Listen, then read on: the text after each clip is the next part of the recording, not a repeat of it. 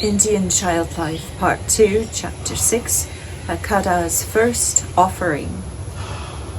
Hakada Kuwa was the sonorous call that came from a large teepee in the midst of an Indian encampment. In answer to the summons, there emerged from the woods, which were only a few steps away, a boy accompanied by a splendid dog.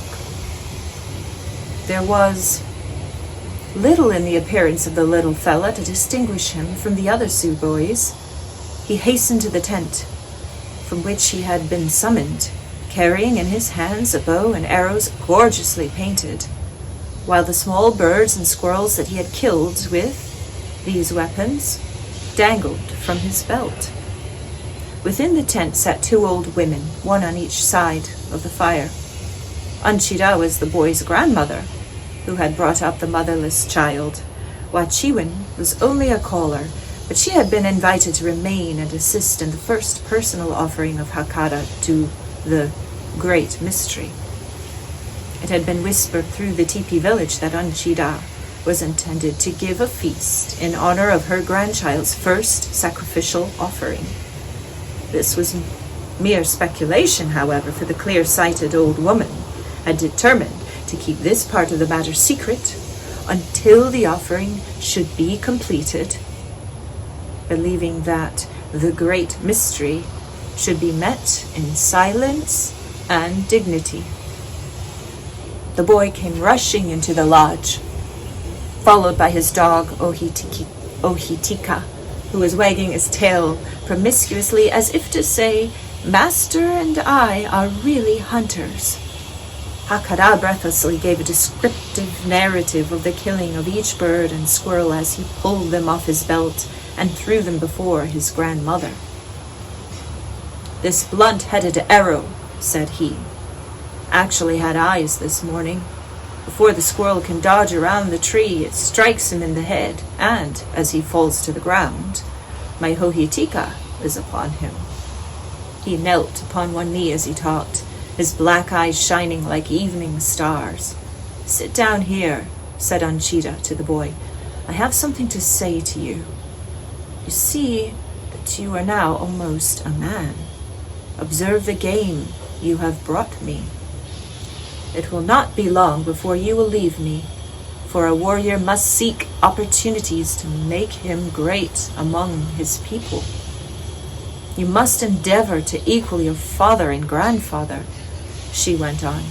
"They were warriors and feast makers, but it is not on the poor hunter who makes many feasts. Do you not remember the legend of the feast maker who gave 40 feasts in 12 moons? And have you forgotten the story of the warrior who sought the will of the great mystery? Today you will make your first offering to him." The concluding sentence fairly dilated the eyes of the young hunter, for he felt that a great event was about to occur, in which he would be the principal actor. But Ch6 resumed her speech. "You must give up one of your belongings, whichever is dearest to you, for this is to be a sacrificial offering." This somewhat confused the boy. Not that he was selfish, but rather uncertain as to what would be the most appropriate thing to give. Then, too, he supposed that his grandmother referred to his ornaments as and playthings only, so he volunteered. "I can give up my best bow and arrows and all the paints I have, and my bear's claws necklace, grandmother." "Are these the things dearest to you?" she demanded. "Not the bow and arrows, but the paints will be very hard to get, for there are no white people near, and the necklace, it is not easy to get one like it again. I will also give up my otter-skin headdress, if you think that is not enough.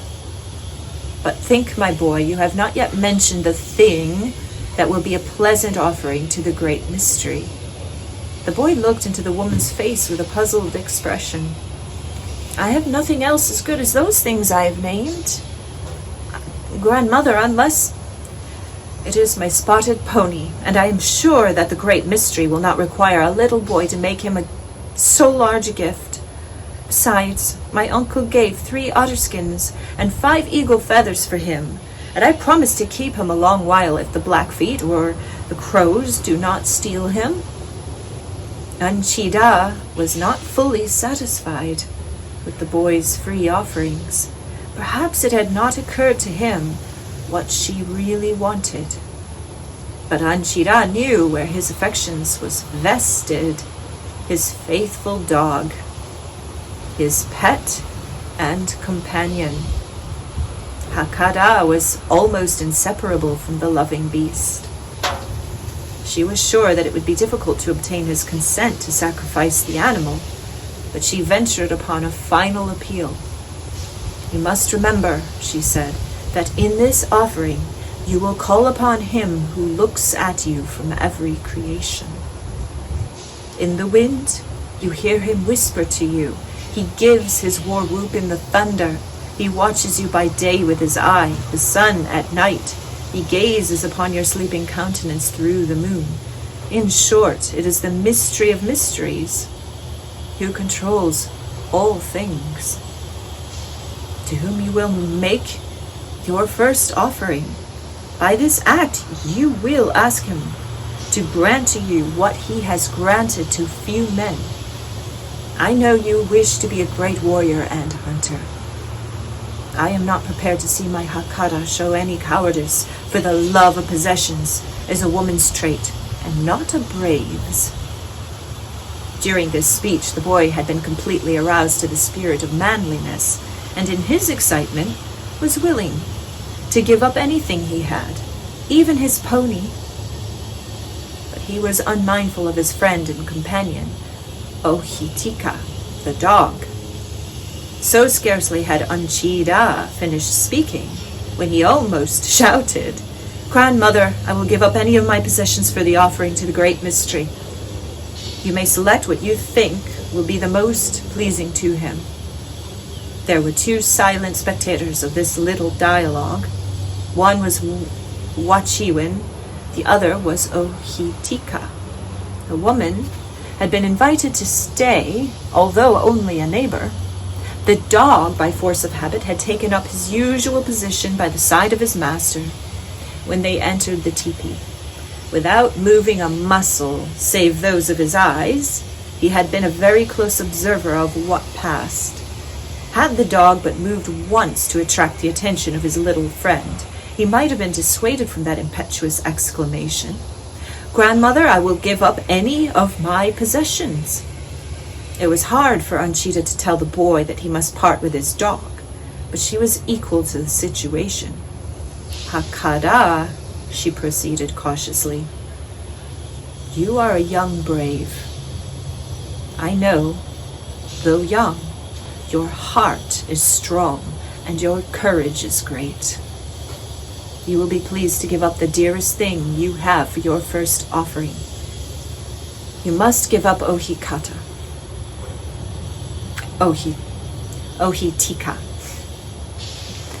He is brave, and you too are brave. He will not fear death. You will bear his loss bravely. Come, here are 4 bundles of paints and a filled pipe. Let us go to the place." When the last words were uttered, Hakata did not seem to hear them. He was simply unable to speak. To a civilized eye, he would have appeared at the moment like a little copper statue. His bright black eyes were fast melting in floods of tears when he caught his grandmother's eye and recollected her oft-repeated adage, "Tears for woman and the war whoop for man to drown sorrow." He swallowed 2 or 3 big mouthfuls of heartache, and the little warrior was master of the situation. "Grandmother, my brave will have to die.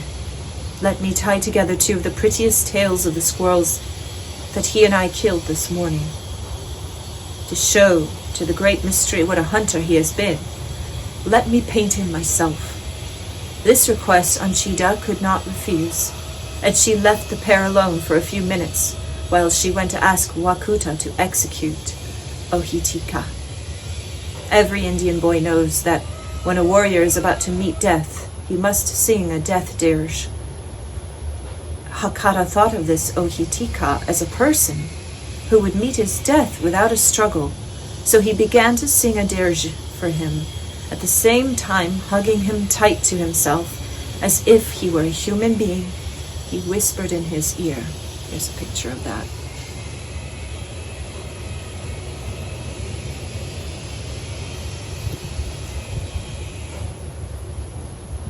Be brave, my Ohitika. I shall remember you the first time I am upon the warpath in the Ojibwe country. At last he heard Ch6 talking with a man outside the teepee, so he quickly took up his paints. Ohitika was a jet black dog with a silver tip on the end of his tail and on his nose, beside one white paw and a white star upon a protuberance between his ears. Hakata knew that a man who prepares for death usually paints with red and black. Nature had partially provided Ohitika in this respect, so that only red was required, and this Hakata supplied generously. Then he took off a piece of red cloth and tied it around the dog's neck. To this he fastened 2 of the squirrel's tails and a wing from the areolias they had killed that morning. Just then it occurred to him that the good warriors always mourn for their departed friends, and the usual mourning was black paint. He loosened his black braided locks, ground a dead coal, mixed it with bear's oil, and rubbed it on his entire face. During this time, every hole in the tent was occupied with an eye. Among the lookers-on was his grandmother. She was very near relenting. Had she not feared the wrath of the great mystery, she would have been happy to call out to the boy, "Keep your dear dog, my child." As it was, Hakata came out from the teepee with his face looking like an eclipsed moon, leading his beautiful dog, who was even handsomer than ever with his red touches on his specks of white.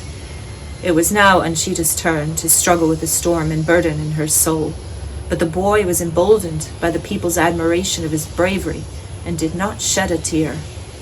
As soon as she was able to speak, the loving grandmother said, "No, my young brave, not so. You must not mourn for your first offering. Wash your face, and then we will go." The boy obeyed, submitted Ohitika to Wakuta with a smile, and walked off with his grandmother and Wachiwin. The boy and his grandmother descended the bank, following a tortuous footpath until they reached the water's edge, when they proceeded to the mouth of an immense cave, some 50 feet above the river under the cliff. A little stream of limpid water trickled down from the spring within the cave. A little watercourse served as a sort of natural staircase for the visitors. A cool, pleasant atmosphere exhaled from the mouth of the cavern. Really, it was a shrine of nature, and it was not strange that it was so regarded by the tribe. A feeling of awe and reverence came to the boy. "It is the home of the great mystery," he thought to himself, and the impressiveness of his surroundings made him forget his sorrow. Very soon Wachiwen came with some difficulty to the steps. She placed the body of Ohitika upon the ground in a lifelike position, and again left the 2 alone. As soon as she disappeared from view, Ch6, with all solemnity and reverence, unfastened the leather strings that held the 4 small bundles of paints and 1 of tobacco, while the filled pipe was laid beside the dead Ohitika. She scattered paints and tobacco all about. Again they stood a few moments silently. Then she drew up a deep breath and began her prayer to the great mystery. "O great mystery, we hear thy voice in the rushing waters below us. We hear thy whisper in the great oaks above.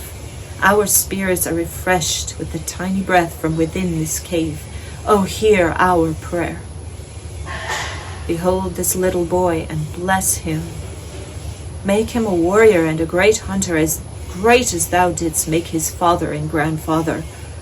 And with this prayer, the little warrior had completed his first offering. And that's the end of the chapter.